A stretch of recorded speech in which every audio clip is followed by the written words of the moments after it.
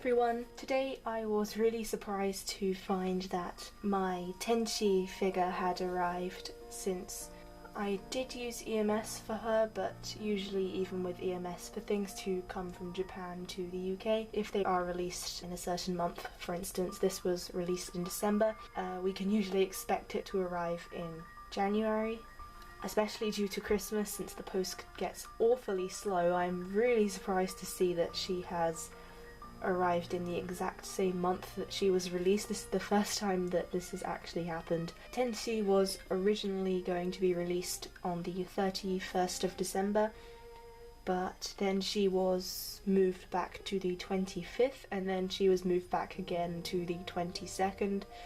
So she came out on the 22nd and today is the 29th, so she came very quick. I'm very pleased with that, and I did order her from Nippon Yasan since I get all my exclusives from there. This is the reissue version of this figure, since this figure was very popular when she first came out and the prices rose quite quickly. You could still get her for around 10,000 yen on auction, but you wouldn't know if the wings were broken or not, so to get her new would cost about 20,000 yen. Since the wings that she has are very fragile, and a lot of people on Yahoo auctions tend to sell ones that have broken wings, they reissued her, so that means I could get myself a new one. I'm glad that I finally got her. I will pick up the other Good Smile Company Tachibana Kanade figure, and also the Yuri some point in the future, since both of those are very cheap. And like almost every exclusive figure, there are no windows on this box, and I'm not too sure why that is, but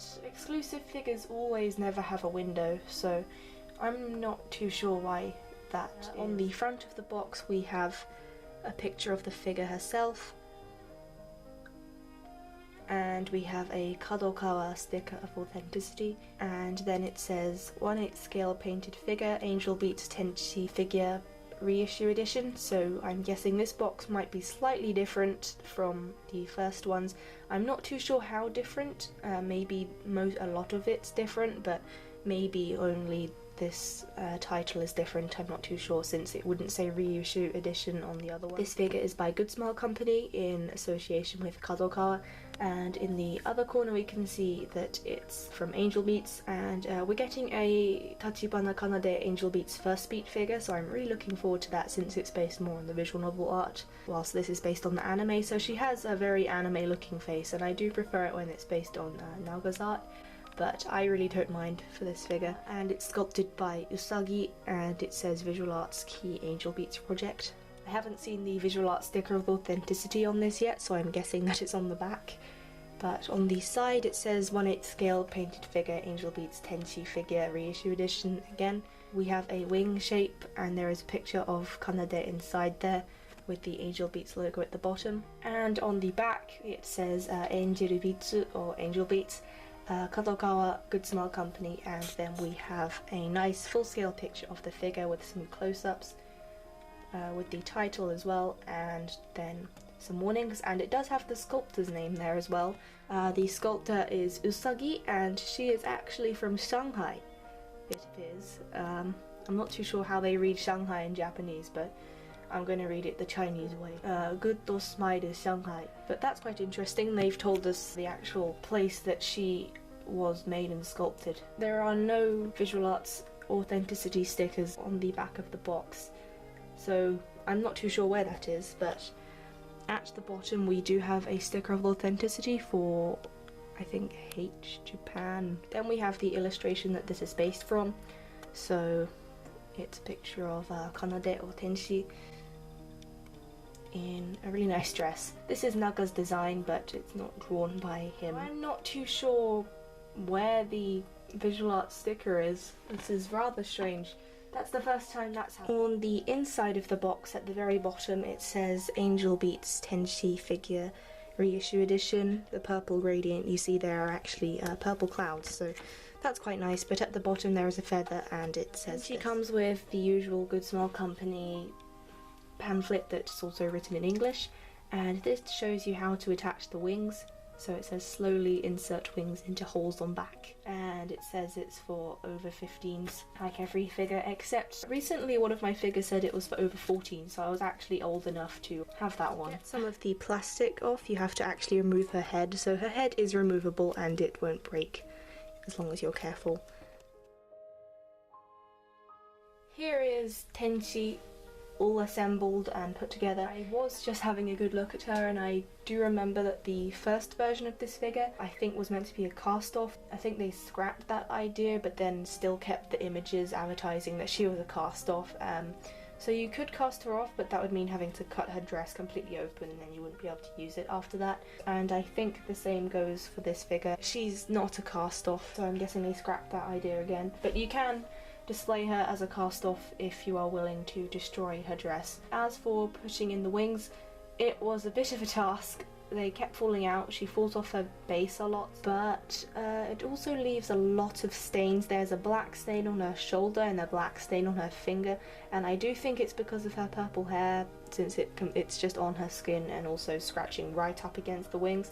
And that's what made it so difficult for me to put on the wings. You have to do it whilst their head's on, and it's very difficult to see what you're doing unless you lift her right up and then she falls off her base. There's probably going to be some purple paint at the end of your wings.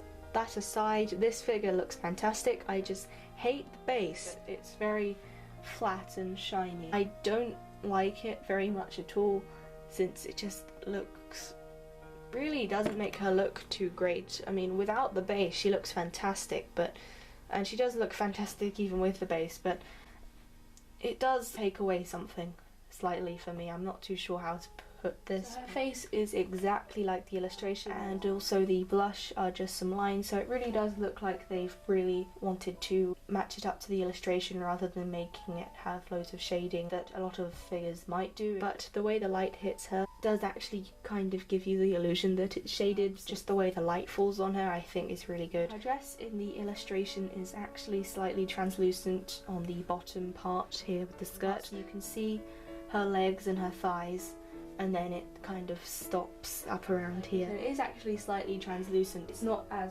close to her skin, so that means you can't actually see the skin underneath it, so I think that's why it doesn't look like it's very translucent. And the shading and creases on this are really well done. It's quite a ruffly dress, if that makes sense, and she's got buttons going all the way down it. The way they've sculpted all the creases here really looks good, so you can actually see the direction that the wind is going. So her hands have also been sculpted really nicely. This one is brushing away her hair, and the fingers look good, and the fingernails and toenails have actually been painted even though one of the hands isn't really on show, so that's a lot of attention to detail, and I do like it when they do that to figures. Moving down, we have her legs, and these have been sculpted really well. One of them is lifted up slightly. Her pose looks perfectly natural, and I'm quite glad about this, since I think if they chose to do a Naga pose, Naga's art still tends to be quite stiff. Both Hinoe Itaru and Naga aren't the best at anatomy. They are great at what they do.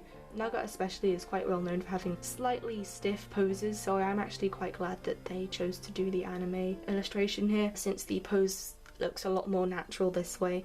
And at the bottom we have her feet, and on the base there are actually brown marks for where her feet are. Only one of the feet are pegged onto the base though, and all of her toenails have been painted pink as well. As for the hair has been shaded and sculpted really nicely. Her long tied up part is swaying to the left, and it looks very natural. From the front it can look slightly straight, but if you actually look at it from the back it is actually very natural looking, but from the front it's slightly covered up by the wings, so it's difficult to tell whether it is or not. As you can see, the wings fit in these tiny gaps between the hair, and they do fit if you really have to look at what you're doing. And also even on the back the dress is still really nicely sculpted, and there are ruffles all around the bottom. I love the colour they've chosen for her hair. It looks really good. It's a very similar colour to the Kazami Kazuki Nendoroid hair, but the shading is a lot nicer on this one.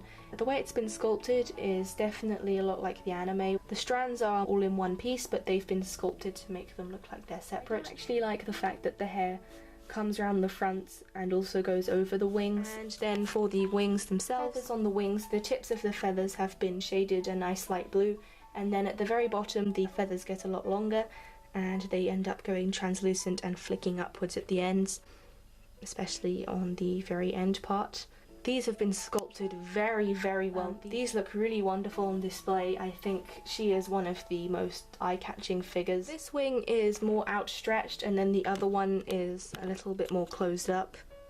So we have the same blue shading, and then at the end it flicks out and there are longer parts in the middle, and the longer they are, the more translucent they get at the ends. I think you can see that quite well with the middle one. And on the inside we have the same blue shading at the ends of the feathers, and then we have the longer ones with the translucent parts at the ends.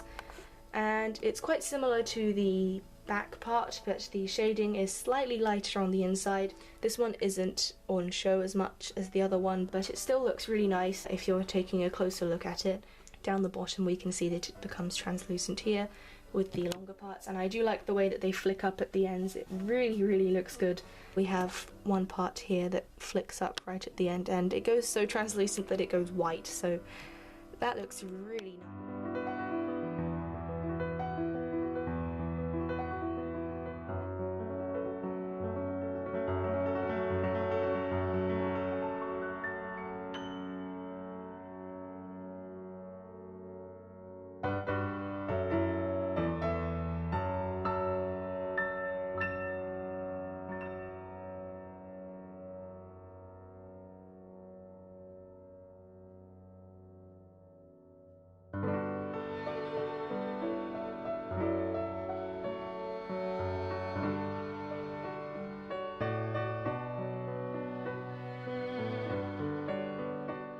Overall, I think this figure is really beautiful, and I think she is going to be one of the best looking figures out of my collection. And if you are a Key fan, then you really need to buy this figure. And we are getting another Tenshi scale figure. Hopefully it will be painted soon, and that's by Broccoli. Tenshi is getting some wonderful figures, and since Tenshi has these lovely wings, I think that she makes a wonderful figure to have on display. But if you are a Key fan, then please pick this figure up. She has had a reissue, so she doesn't cost as much money anymore. Now is the perfect time to get her, and I highly recommend her to anyone, even if you just really like the design and you're not familiar with Key visual novels. I really recommend her. Whilst her base isn't my favourite, that really means nothing compared to the figure herself. She looks absolutely wonderful. I really hope that my review did justice to her. I don't think it did, since she just looks outstanding in person. I hope you enjoyed my review. Please leave a comment down below on how you think I can improve my reviews, and I will see you all in the next video, which will be my December haul.